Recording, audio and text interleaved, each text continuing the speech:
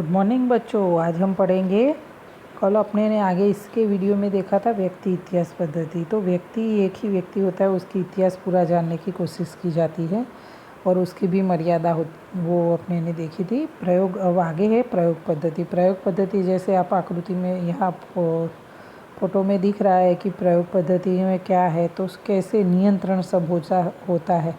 तो ये पद्धति जो है ना, वो मनोविज्ञान का हार्ट कहा जाता है। विज्ञान का स्थान दिलाकर अन्य विज्ञान की पंक्ति में मनोविज्ञान को रखने का श्रेय ये इस पद्धति से जाता है, क्योंकि मनुष्य का इस तरह से एक नियंत्रित परिस्थिति में अध्ययन किया जाता है। तो ये निरीक्षण पद्धति को तो प्रारंभ से ही उपयोग में ली जाने वाली पद्धति है, परंतु इसमें विल्हेम वुड ने प्रयोग के अभिगम अपनाकर 1879 में उसी आधुनिक दृष्टिबिंदु के साथ विज्ञान में स्थान प्राप्त करवाकर उन्होंने स्थान प्राप्त करने के लिए ये उन्होंने बनाया कि इस तरह से वैज्ञानिक पद्धति का अध्ययन किया गया। जो प्रयोग है उसकी परिभाषा क्या है? तो प्रयोग जैसे कि प्रयोग अर्थात नियंत्रित परिस्थिति में किया जाने वाला निरीक्षण।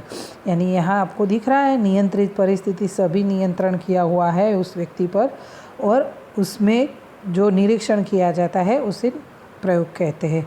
ये टीचनर नाम के मनोवैज्ञानिक कहते हैं कि प्रयोग यानी कि हेतुपूर्वक निश्चित की गई शर्तों के आधार पर निश्चित परिस्थिति उत्पन्न करके उसमें आवश्यक नियंत्रण रखकर किया गया निरीक्षण। तो जैसे आपको दिख रहा है इस फोटोग्राफ में कि कोई निश्चित हेतु के लिए पहले शर्तों के अधीन और निश्चित जो परिस्थिति है उसको खड़ी की गई है। तो ये रूम कमरा है, तो प्रयोग का वो कमरा है, उसमें परिस्थिति पहले से तैयार की गई है और जहाँ जहाँ ज़रूरी है वहाँ आवश्यक नियंत्रण किया गया है और बाद में ये व्यक्ति का निरीक्षण किया जाता है। तो उसे टीचनर नाम के मनोवैज्ञानिक कहते हैं। B.F. एंडरसन कहते हैं कि प्रायोगिक परिस्थिति में एक चल में उद्देश्यपूर्वक बदलाव करके उस बदलाव का अन्य चल पर क्या प्रभाव पड़ता है, यह जानने के लिए दो चलों के पारस्परिक संबंध का किया जाने वाला निरीक्षण है। दो चल की यानी कि व्यक्ति पर मानो कि फॉर एग्जांपल इस व्यक्ति को माथे में जो वायरिंग की जा रही है, तो या उसको व्यक्ति है तो उस पर इलेक्ट्रिक शॉक का असर क्या होता है, तो वो चल हुआ एक चल का, और उसका अन्य चल पर क्या असर प्रभाव पड़ता है, तो वो जांचने के लिए परस्पर संबंध क्या है वो भी जानने की कोशिश की जाती है। आगे अपने देखेंगे चल अर्थात क्या, आश्रित चल अर्थात क्या, नियंत्रित चल अर्थात क्या, बराबर। तो आगे का पॉइंट है प्रयोग के लक्षण कौन से हैं। तो प्रयोग के लक्षण सबसे पहला नियंत्रण है। नियंत्रण न हो तो एक चल का दूसरे चल पर क्या प्रभाव पड़ता है वो जान सकते नहीं है। और प्रयोग के दौरान जिन चलों का अध्ययन करना हो उसके अलावा अन्य तमाम चलों पर नियंत्रण किया जाता है। तो जिस नियंत्रण मीन्स कि बाकी की सभी चीज़ों का नियंत्रण। उदाहरण यहाँ व्यक्ति को नींद की गोली का व्यक्ति पर कार्यक्षमता पर पड़ने वाला जो प्रभाव है वो जांचना हो, तो नींद की गोली लेने की आदत वाले व्यक्ति पर प्रयोग करने से योग्य परिणाम प्राप्त नहीं होता है। रोज़ व्यक्ति जो नींद की गोली लेता है और उसको उस पर ही प्रयोग किया जाए तो उसका कोई असर दिखाता नहीं है। तो इस तरह से वो नियंत्रण में करना पड़ता है कि जो व्यक्ति नहीं लेता हो उस पर अध्ययन किया जाए। आगे का पॉइंट है परिवर्तन। परिवर्तन तो प्रयोग का सबसे महत्वपूर्ण लक्षण है, यानी कि बारी बारी उसमें परिवर्तन किया जाता है। परिवर्तन न किया जाए तो परिस्थिति जो त्यों रहती है, जिसे अध्ययन संभव नहीं होता है। परिवर्तन प्राकृतिक निरीक्षण की तुलना में प्रयोग को अधिक वैज्ञानिक बनाने वाला लक्षण माना जाता है। यानी प्राकृतिक निरीक्षण की तुलना में क्या होता है, परिवर्तन होने से कि मानो कि नींद की गोली की मात्रा कितनी दी है उस पर धीरे धीरे उसमें बढ़ोतरी की जाए तो वो पता चलता है कि कितना असर व्यक्ति पर करता है। इस तरह से प्रयोगकर्ता जो होता है स्वतंत्र चलों में एक से अधिक बार परिवर्तन भी ला सकता है, एक बार नहीं बार बार परिवर्तन कर सकता है। तो उदाहरण यहाँ फॉर एग्जांपल यहाँ नींद की गोली की तरह कोलाहल उष्णतामान का पढ़ाई पर होने वाला जो प्रभाव जांचना हो, तो कोलाहल बिना पहले व्यक्ति पढ़ने के लिए बैठाया जाए तो उसकी याद रखने की क्षमता, फिर कम कोलाहल वाला, फिर अति कोलाहल वाली परिस्थिति। तो ऐसी अलग अलग परिस्थितियाँ उत्पन्न कर व्यक्ति की शिक्षा की जो कार्यक्षमता है कि ऐसे माहौल में व्यक्ति पढ़ता है तो क्या उसको याद कितना रहता है, तो ये अध्ययन बार बार उस पर क्या असर कर रहा है वो मापन किया जाता है, यानी बदलाव किया जाता है परिस्थिति में। बाद में है पुनरावर्तन। पुनरावर्तन मीन्स कि रिपीटेशन, ये बार बार रिपीट किया जाए कि पुनरावर्तन हो तो ही पता चलता है कि कभी कभी क्या होता है, कोई कारणवश कुदरती या ने कोई ऐसी परिस्थिति की वजह से रिजल्ट मिल जाता है, पर किसी भी प्रकार की जो विश्वसनीयता लानी हो तो यदि ये पुनरावर्तन के लक्षण का कारण बहुत इम्पोर्टेंट है।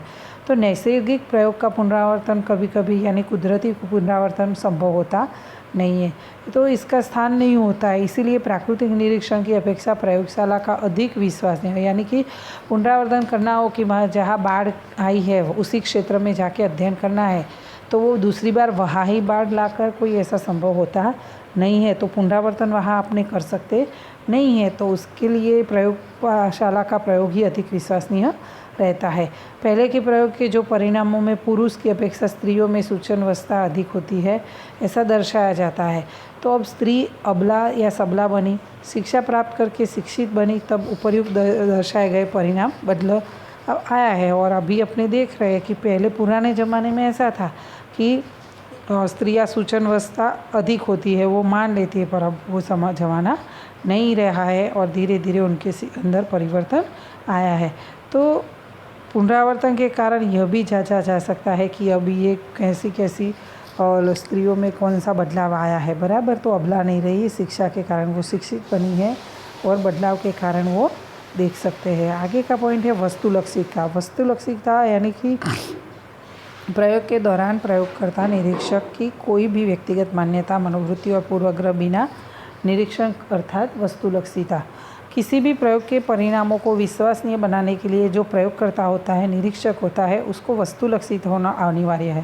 यानी खुद के मनोभाव, खुद की मनोवृत्तियाँ, पूर्वाग्रह निरीक्षण करता है तब उसमें असर उसका होना नहीं चाहिए, व्यक्तिलक्षिता होनी चाहिए। परिणाम किसी न किसी स्वरूप में निरीक्षक के निजी मुद्दों का परिणामों से वो दूषित न करे। यानी उदाहरण स्वरूप नींद की गोली का प्रयोग पर होने वाला प्रभाव को जांचने के लिए प्रयोग में प्रयोग पात्र संयोग से उबासी ले, तब निरीक्षक उसे नींद का प्रभाव मान ले तो उसे वस्तुलक्षिता नहीं मानते हैं। यानी कि कोई कारणवश उसको उबासी ले व्यक्ति, तो वो नींद की गोली का प्रभाव नहीं है, वो उबासी मीन्स कि ये तो नेचुरली प्रक्रिया है, पर अपने पहले से ऐसा मानते हैं कि उबासी या उबासी मीन्स कि जो अपने बगासा खाते हैं वो उसे मानते हैं। तो वो आया तो ऐसा नहीं कह सकते हैं प्रयोग पात्र कि वो उसको नींद आई है, तो वो नींद की गोली की वजह से है ऐसा कहे, तो वो वस्तुलक्षिता नहीं कहा जा सकता है। यह चल अर्थात क्या, चल को परिवर्त्य भी कहते हैं।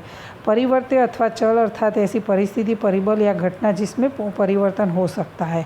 प्रत्येक प्रयोग प्रारंभ से पहले प्रयोगकर्ता वह प्रयोग कैसा पूरा करना है और उसका संपूर्ण आयोजन करता है, जिसमें चल अत्यंत महत्वपूर्ण है। चल या परिवर्त्य वो इम्पोर्टेंट है। संपूर्ण प्रयोग में यदि चल उचित ढंग से संचालन न हो तो प्रयोग जो होता है वो दूषित हो जाता है। तो स्वतंत्र चल में बदलाव करने से परिस्थिति में परिवर्तन आएगा और उसके जिम्मेदार ऐसे स्वतंत्र चल का प्रभाव प्रयोग के दौरान दो तरह से जांचा जा सकता है। एक स्वतंत्र परिवर्त्य को उपस्थित और दूसरा अनुपस्थित। मानो कि स्वतंत्र परिवर्त्य यहाँ नींद की गोली है, तो नींद की गोली देने के बाद और नींद की गोली दिए बिना उसके वर्तन पर असर जांचा जाए।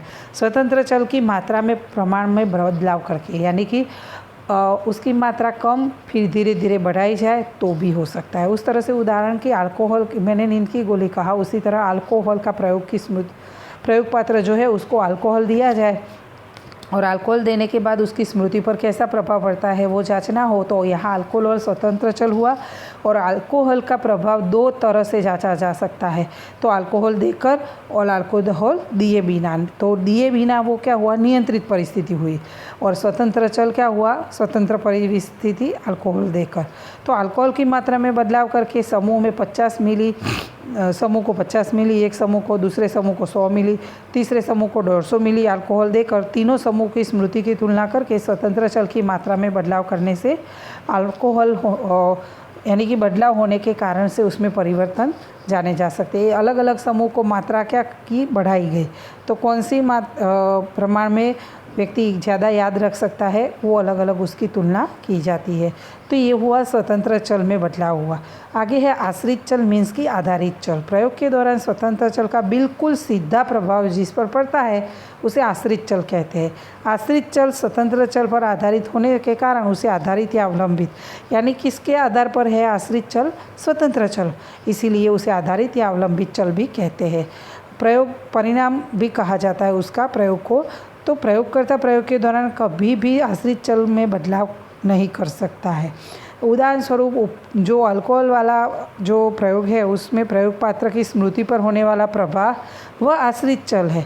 उसमें स्मृति पर जो प्रभाव होता है वो व्यक्ति उसमें बदलाव कर सकता नहीं है। आगे का पॉइंट है नियंत्रित चल। नियंत्रित चल मीन्स कि प्रयोग के दौरान स्वतंत्र चल का सीधा प्रभाव जांचने के लिए स्वतंत्र चल के अलावा के जो चल है आश्रित चल पर जाने या अनजाने में प्रभाव डाल सकते हैं। ऐसे चलों को प्रयोग के दौरान प्रयोगकर्ता नियंत्रण किया जाता है, उसे नियंत्रित चल कहा जाता है। ये सब आपको शॉर्ट क्वेश्चन में लिखना है कि आश्रित चल किसे कहते हैं, नियंत्रित चल किसे कहते हैं और स्वतंत्र चल किसे कहते हैं। प्रयोग के दौरान नियंत्रित चल का उचित ढंग से जो नियंत्रण न हुआ तो सिर्फ तभी स्वतंत्र चल का शुद्ध प्रभाव जांचा ढंग से हो तो ही जांचा जा सकता है। यदि प्रयोग के दौरान नियंत्रित चल का उचित ढंग से नियंत्रण न हुआ हो तो प्रयोग में प्रायोगिक भूल होती है।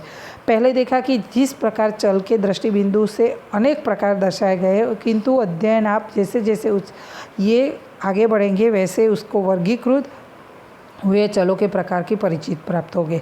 प्रयोग का उदाहरण है उपर्युक्त प्रयोग के संदर्भ में मूलभूत मुद्दों को प्रयोग के उदाहरणों द्वारा अपने स्पष्ट समझेंगे।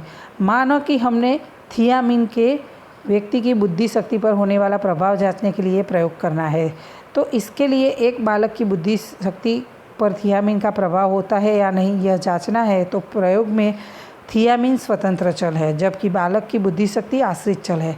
इसलिए थियामिन के अलावा जो भी चल बुद्धि शक्ति पर प्रभाव डाल सके ऐसे अन्य तमाम चलों को संपूर्ण रूप से उसको संपूर्णतः नियंत्रित करना अनिवार्य है। अब बालक को थियामिन देने से पहले उसकी बुद्धि शक्ति का मापन, बाद में फिर बालक को लगभग 6 महीने के लिए लगातार थियामिन देने के बाद बालक की बुद्धि शक्ति का मापन किया जाए और बालक की बुद्धि शक्ति पहले की अपेक्षा अधिक आए तो थियामिन का बालक की बुद्धि शक्ति पर प्रभाव होता है, ऐसा कह सकते हैं। यानी जिस वस्तु की जांच करनी है तो उसके बिना उसका असर कैसा होता है वो जांचा जाता है, फिर अमुक लगातार समय तक उसको दिया जाए और उसके बाद उसका अध्ययन, तो उसमें जो बढ़ोतरी हो तो बढ़ोतरी और कमी हो तो कमी।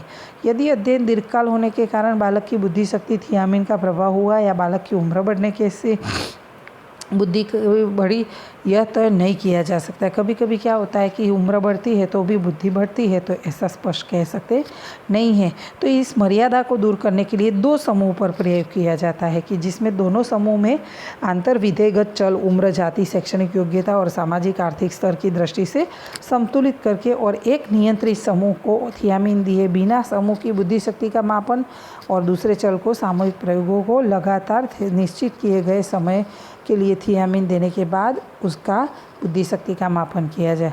तो इसके बाद दोनों समूहों की बुद्धि शक्ति की तुलना करने पर जो बुद्धि अंक आता है वो नियंत्रित समूह की अपेक्षा अधिक आता है। तो स्पष्ट रूप से कह सकते हैं कि थियामिन का बुद्धि शक्ति पर प्रभाव पड़ता है, ऐसा निश्चित कहा जा सकता है क्योंकि वो नियंत्रित किया था बाकी सभी आसपास के जो चल थे वो।